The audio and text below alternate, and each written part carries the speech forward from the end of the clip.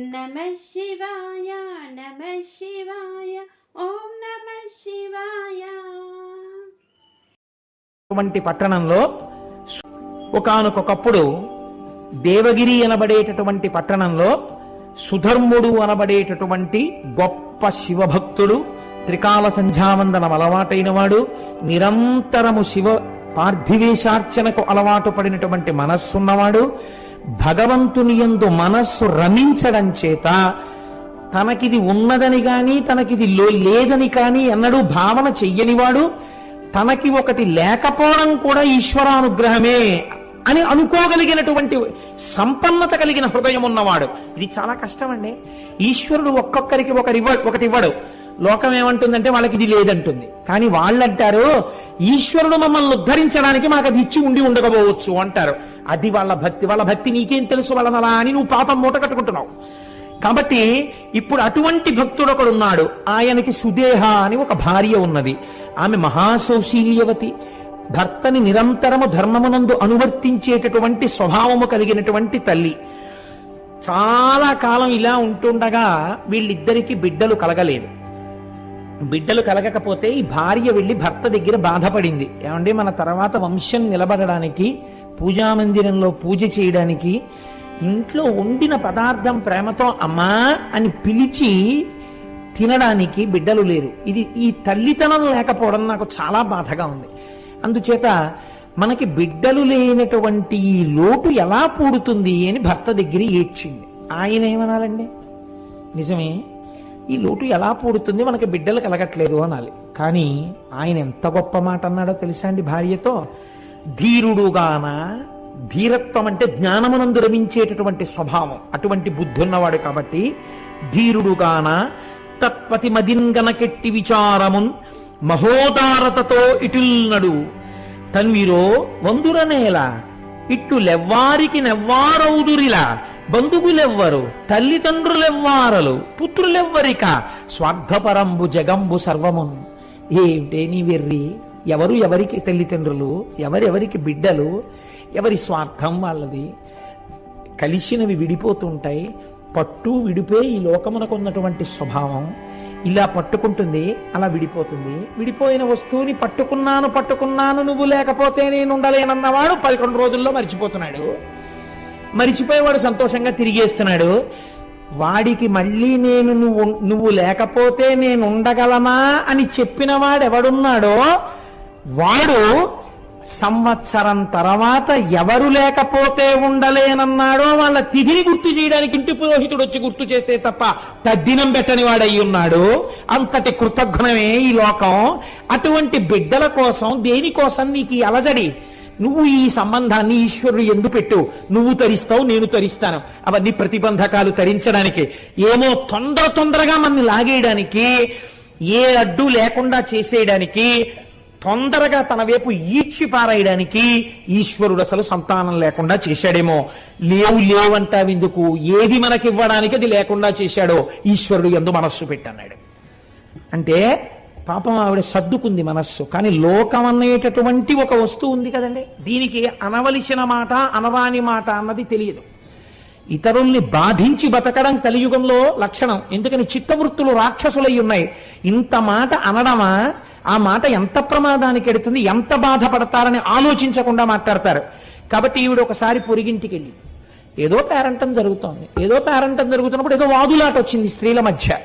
వాదులాట వస్తే ఈ సుదేహ తనకి తెలిసినటువంటి ఒక మంచి మాట చెప్పింది. ఇలా చెయ్యకూడదు అని ఏదో అంది. అనేటప్పటికీ ఆవిడంది కోపంతో, చెప్పడానికి నీకున్న యోగ్యత ఏమిటి అని చెప్పడానికి ఆవిడ ఒక అనరాని మాట అనేసింది.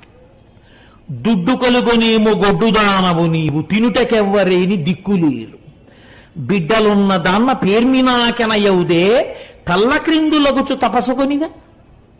ఏమిటి నువ్వు మాట్లాడేది? నువ్వు గొడ్రాలివి. ఎంత ఉంటే ఏమిటి?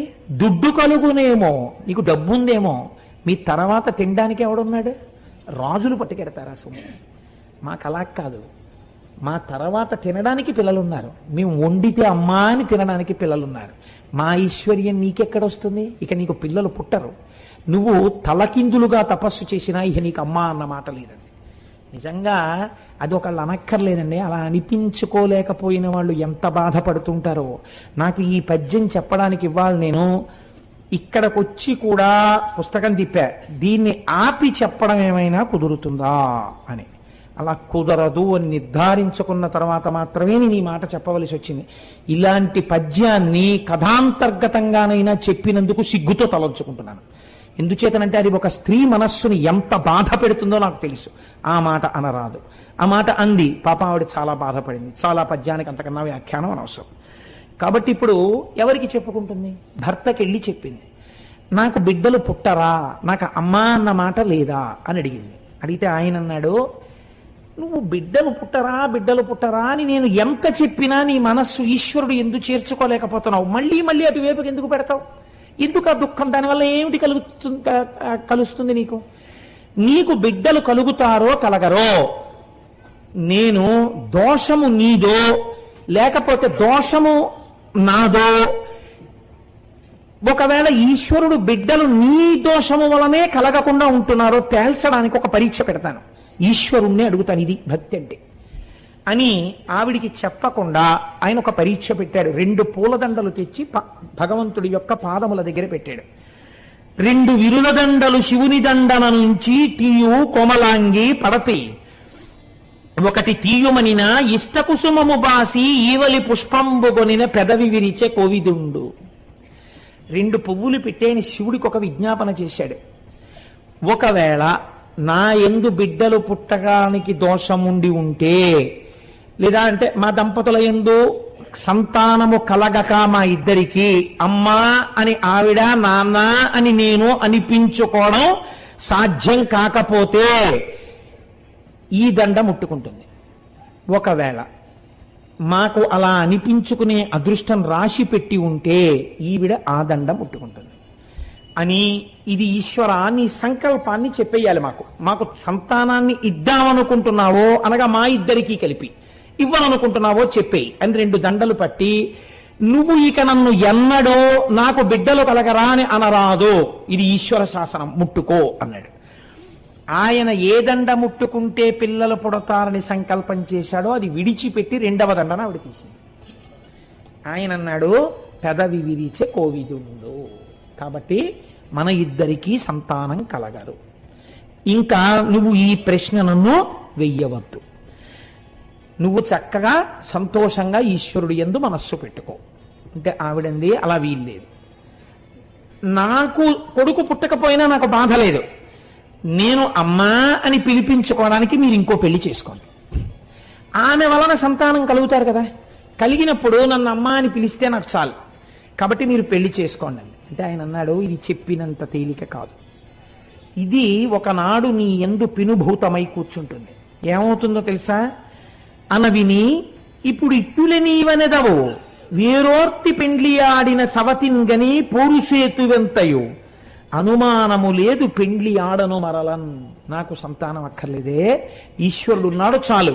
ఇప్పుడు ఇలా అంటావు, నిజంగా రేపు నేను వేరొక స్త్రీని వివాహం చేసుకుని ఆమె వలన నాకు బిడ్డలు కలిగితే నీ యందు అసూయ ప్రబలుతుంది, పెద్ద గొడవలవుతాయి, మనశ్శాంతి పోతుంది, శాంతి లేని చోట ఈశ్వరోపాసన ఉండదు, కాబట్టి నేను పెళ్లి చేసుకోనన్నాడు.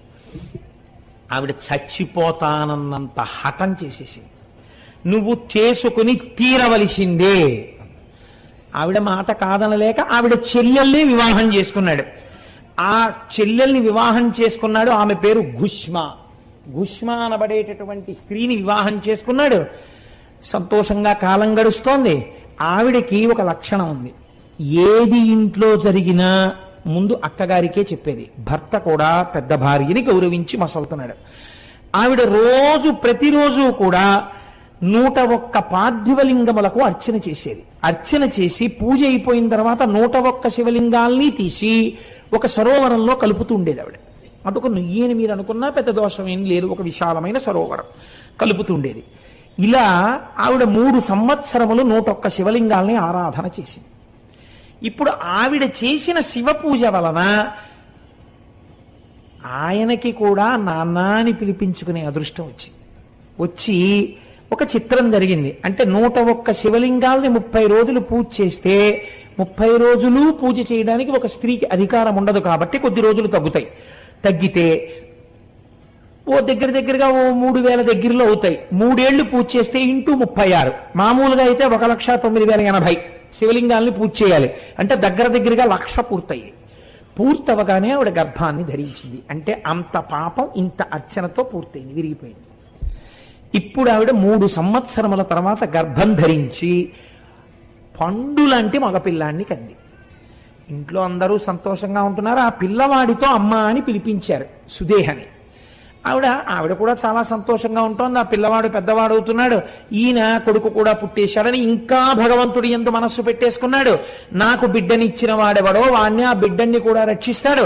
చాలు, కొడుకు కూడా పుట్టాడు, ఇంకా ఏమిటి, మెల్లిగా మనస్సుని ఈశ్వరుడి యందు చేర్చేయాలని ఈవిడ రోజు 101 శివలింగాల్ని ఆరాధన చేయడం అలాగే చేస్తాం. ఇలా కొన్నాళ్ళు జరిగిపోతే ఆ పిల్లాడికి యుక్త వయస్సు వచ్చేసింది వివాహానికి. వాడికో సంబంధం చూశారు, మంచి ఐశ్వర్యవంతులైన బ్రాహ్మణుల యొక్క సంబంధం కుదిరింది. ఈ పిల్లాన్ని వివాహం చేశారు. మంచి కోడలు ఇంటికి వచ్చింది. ఇక్కడ ఒక చిన్న ఇబ్బంది వచ్చింది. వీళ్ళైతే ఈవిడ్ని గౌరవంగా చూశారు, కానీ వియ్యాల వారని ఒకరు ఉన్నారు కదా, వారు సహజంగా ఎవరిని ఎక్కువ గౌరవిస్తారు? ఆ పిల్లవాడి యొక్క సొంత తల్లి, కన్న తల్లి ఎవరో ఆవిడికి పెద్దపీట వేశారు వాళ్ళు. వియ్యపు వారలు వారల వియ్యంబులు ఘుష్మనెంత వేడుక చూడన్ కొయ్యతనంబున నొర్వక గయ్యాలు సుదేహ మెండుగా తపించన్. మా వియ్యపురాలు అని గౌరవం ఇచ్చి ఎంతో ప్రేమగా చూసి అన్నింటికి మా వియ్యపురాలని ఈవిడ్ని పిలిచేవారు. ఆ వియ్యాల వారు కూడా ఈవిడ వియ్యపురాలని ఈవిడ్ని పిలిచేవారు. ఎంతైనా నేను వియ్యపురాలని కాను, కన్న తల్లి కాబట్టి అదే వియ్యపురాలు, చూశావా నేను కాలేకపోయానన్న కక్ష పెరిగిపోయింది. అసూయ ప్రబలడానికి ఇది హేతువైనది. ఇంత కష్టపడినా ఒకరోజు కొడుకు కోడలు ఒక పాన్పునందు శయనించి ఉన్నారు. శయనించి ఉండగా ఈవిడ అసూయ రోజు రోజుకి పెరిగింది. నా చెల్లెలైనటువంటి ఘుష్మకి ఇంత గొప్పగా ఆదరణ కలగడానికి కారణమేమి? ఆవిడ శివ పూజ అని ఈవిడ గుర్తించలేకపోయింది. ఆవిడ అనుకుంది ఒక కొడుకు ఉండడమే, ఆ కొడుకే లేకపోతే ఇంత ఆనందంతో ఉన్నటువంటి చెల్లెలు కళ్ళ వెంట నీటిధారలు కారుతుండగా గుండెలు బాదుకుని ఏడిస్తే తప్ప నా అగ్నిహోత్రం చల్లారదు అని ఒక రాత్రి వేళ భార్యతో కలిసి నిద్రపోతున్నటువంటి పిల్లవాడి గదిలోకి వెళ్ళి ఒక కత్తితో ఆ పిల్లవాడిని పొడిచి చంపేసింది. ఆ పిల్లవాడి శరీరాన్ని కోసేసింది, ముక్కలుగా కోసేసి ఇవన్నీ కలిపి మూట కట్టింది. అంటే ఎంత భావనా వ్యగ్రతని పొందేసిందో చూడండి. ఇంకా ఇవి మూట కట్టి తీసుకెళ్ళి రోజు శివార్చన చేసి నీటిలో కలుపుతుంది కదా, దీని బతుకు బయటికి రావాలని తీసుకెళ్లి ఆ శివలింగాల్ని కలిపే చోట నీళ్లలో ఈ శరీరం ముక్కలు పారేసింది. తెల్లవారింది. పాపం ఆ పిల్ల ఇంకా చిన్నపిల్ల, కోడలు అష్టవర్షేత్ భవేత్ కన్యా అని కదా, ఏదో 12 ఏళ్ళు ఉంటాయేమో, 13 ఏళ్ళు, గుర్రు పెట్టి నిద్రపోతోంది శుభ్రంగా చక్కగాను. తెల్లవారింది, లేచింది. ఈలోగా తెల్లవారకట్ట లేచి నదీ తీరానికి వెళ్ళిపోయాడు. ఆయన సంధ్యావందనం చేసుకుని ధ్యానం చేసుకోవడానికి గుళ్ళో. ఈవిడేమో కూర్చుని 101 లింగాల్ని అర్చన చేస్తోంది. ఆ పిల్ల నిద్ర లేచి చూసింది, తన ఒంటి మీద పక్క మీద నెత్తురు అట్టలు కట్టేసి ఉంది. తన భర్త శరీరంలో కొన్ని భాగాల యొక్క ముక్కలు మంచం మీద పడున్నాయి. ఆవిడిది చూసి గొల్లుని ఏడుస్తోంది కోడలు. సుదేహ గబగబా లోపలికెళ్ళి చూసి, అయ్యో కొడుకు పోయాడమ్మా అని ఈవిడ కూడా ఏడుస్తూ ఈ ఘుష్మ ఏడవదే అని చూస్తోంది. ఈ ఘుష్మ శివార్చన చేస్తోంది. ఆవిడంది, ఎవడా బిడ్డలనిచ్చాడో వాడా బిడ్డకి రక్షకుడు, వాణ్ణి ఆయన రక్షిస్తాడు, వాడు ఎక్కడున్నా రక్షింపబడతాడు. వాణ్ణి కోసినా కాల్చినా చంపినా వాడు బ్రతికి తీరుతాడు. వాడు రక్షిస్తుండగా నేను వీడి పూజ ఎందుకు ఆపాలి? నేను వీణ్ణి నమ్మి ఈ పూజ చేస్తానని 101 శివలింగాలకి పూజ చేసి 101 శివలింగాల్ని, ఆ పార్థివలింగాల్ని తీసి నూతిలో వేద్దామని వెళ్ళింది. నూతిలో వేద్దామని వెళ్ళి శివలింగాల్ని వేసి చూసేటప్పటికి కొడుకు శరీర భాగాలు నీటి మీద తేలుతూ కనపడ్డాయి. చిత్రం ఏమిటో తెలుసా అండి, ఆవిడ ఏమీ అనలేదు. చాలామంది దీన్ని మార్చి రాశారు, మూలంలో అలా లేదు. ఆవిడ మనస్సులో ఏ అక్కసు కలగలేదు. ఒకవేళ ఒక చెట్టు నీళ్లు పోస్తే తాను ఒక మొగ్గ వేసింది, ఆ చెట్టే దాన్ని పువ్వు చేసింది. ఆ చెట్టే మరునాడు ఉదయం తన పాదాల దగ్గరికే ఆ పువ్వుని ఒడిచిపెట్టేసి తొడిమ నుంచి తన కాళ్ళ దగ్గర పడిపోయేటట్టు చేసింది. నా శంకరుడు నా ఇంట పువ్వు పూయించి తన పాదాల దగ్గరే ఇలా తీసుకుని ఉంటే నేను దాన్ని అడగను. ఈశ్వరుడు తీసుకెళ్ళిపోవాలని సంకల్పం చేస్తే నాకు ఆమోదయోగ్యమే అని వెళ్ళిపోతుంది. ఇది శివుడు తట్టుకోలేకపోయాడు, అది విచిత్రం. ఈ భక్తిని శివుడు భరించలేకపోయాడు. భరించలేక అమ్మా అమ్మా అంటూ పిల్లవాడు వచ్చేసాడు. వచ్చేసి వాడు అన్నాడు, ఈవిడ అడగలేదు. వచ్చి అమ్మా నన్ను పెద్దమ్మ చంపేసిందమ్మా, కత్తి పెట్టి పొడిచిందమ్మా, నాకు తెలివి వచ్చేటప్పటికి ఇంకా పొడి చేసింది, నా శరీరాన్ని కోసి తెచ్చి ఇందులో పారేసిందమ్మా, పెద్దమ్మ చంపింది, శివుడు బతికించాడమ్మా నన్ను నీ పూజకి అన్నాడు. ఆవిడంది ముక్కు మీద వేలేసుకుని యవనిదయన్ కొడుకేర్పడ అవికల కృపుడతడే సాకు అర్భకు భక్తోత్సవకరుండని పేరొందిన శివుడు మహాకాలమూర్తి సిద్ధం బిందున్. గురే నిన్ను కాపాడినటువంటి వాడే మహాకాలుడు, వాడే తీసుకెళ్లగలడు, వాడే బ్రతికించగలడు, వాడు నిన్ను రక్షించాడు. ఎక్కుడు మోదము లేక అక్కపైన్ కినుకు కొనక ఆమె కొమరుపై చక్కగా చేయిడి కడుమెచ్చగా ముక్కంటి సామి ఈ తెంచేవడి. కొడుకు మీద చెయ్యేసుకుని అక్క తప్పు నాన్న పెద్దమ్మనలా అనకూడదు,